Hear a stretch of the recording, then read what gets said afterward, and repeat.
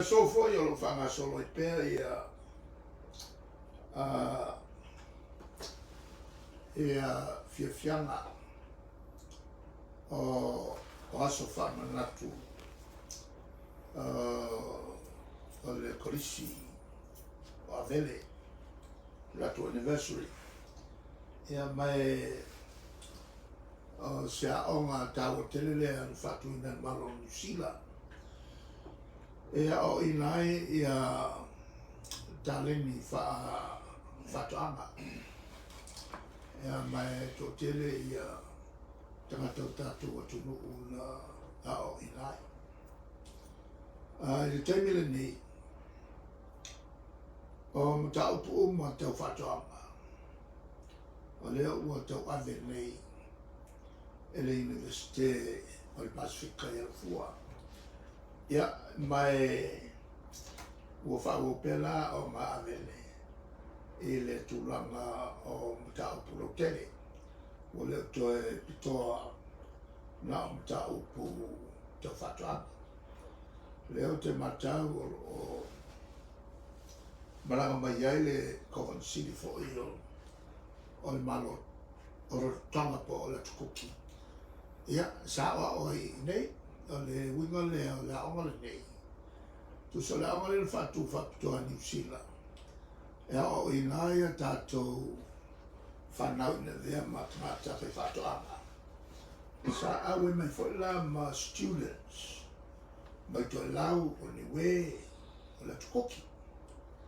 Ia mo atua ia malatou ma tau Avele latou tātou tūwhoi ma tātou mai whanua o pespesenga o siva.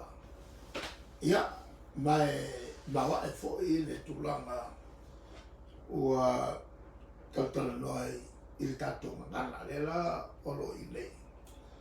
I Samoa i le aso whamanatu o le lato kolisi. O le whiawhianga tele. O le whaua pēle le kolisi. Ai i le tūlai mai o le pulenga Malo. A le Malo so whatasi o Tupua ma Vaai. E le awhi sirau warono ma le awhi sirau wal fitu. La pasi a le awhi sirau wal fitu le o ina watu e tonu le palmene. Ia se Tulafono. O le a tapunia ina o ma a Avele. Ai whaonga le ele mwhale whatuan tātou Universite whatu. Ia, mai ose fuafuanga le marufia. Ua whaia le Malo so whatasi Vaai ma Tupua. Wa e te tau na lei whale whangasolo ai ia o ngā tātou Universite. I le teimi lea, o le ua whai i whale o mai i le whiwhi, ua whi omia. Ia whanau o tau o na av eselon whatu i ngā lo ia. I iuta i le mea iei a mele a tupuni i polisi.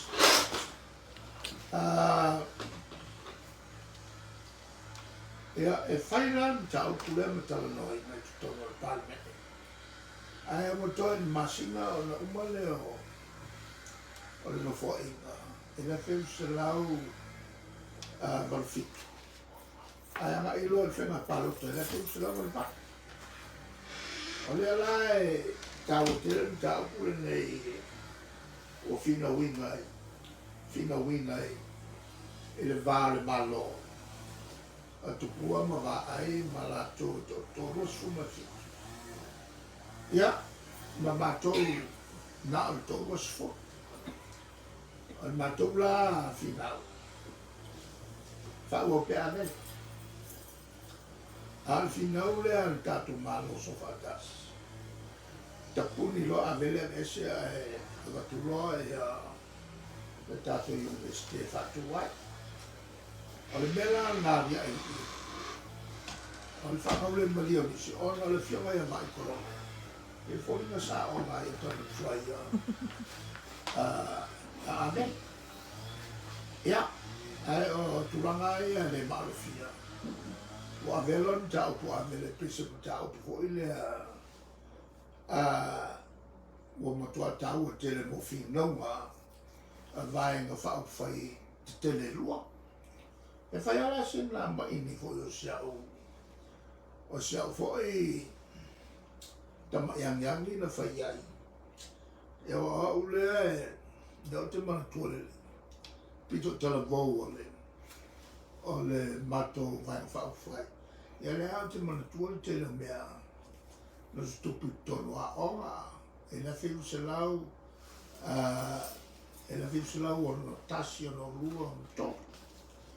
O i ta longa e a whapea fo e ma ta upu ma tu spas sa suina e sa mone na te o le tausanga e a whiu se lau o tō o i o no tō whato whai ai se vasenga whapitoa mo le iui sa mone ia onga le kolisi, le onga taposama, le onga sitosa. Whakawhaku e alea ni. O masenga su ere iui a o momo atu. I lono ruanga i tu sale o maora to skolisipi.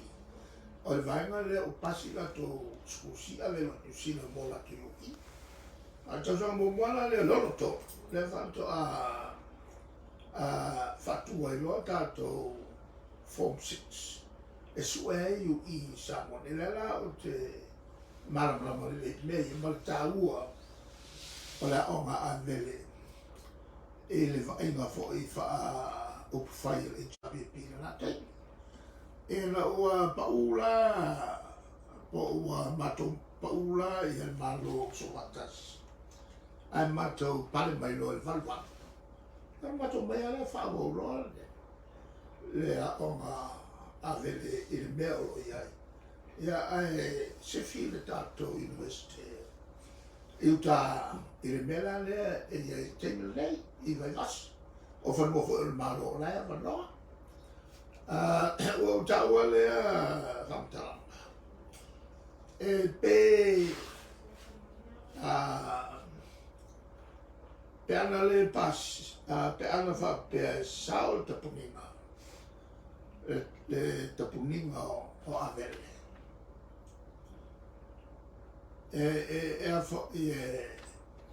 E manu e mato mai a whaawau pe ana wha pe sao le palotele. E tapunia Avele. Awa o le palota no so il valvano. Na mato malo ai malolo sto in Vaai ma le rato Vaai no whai ma Tupua. Ia, pe ana whapela e pasi whingaro leo le Malo e tapunia Avele. E le whai ana tapunia. Au hai manu mato mai loa e le ino uman whainga parota. Toi whaawau i Avele. E la lai whaawau ia e tau teimi le nei pau le mea o lea ua ave umatulanga o nga whaato anga e o ia le fua. Ala waluana to sosem tau. Ai tau tele to e tō manatuna tuai. E le tala whaaso pito le fo e kolisi o lo whaago pēr. O le tūle i le wafu.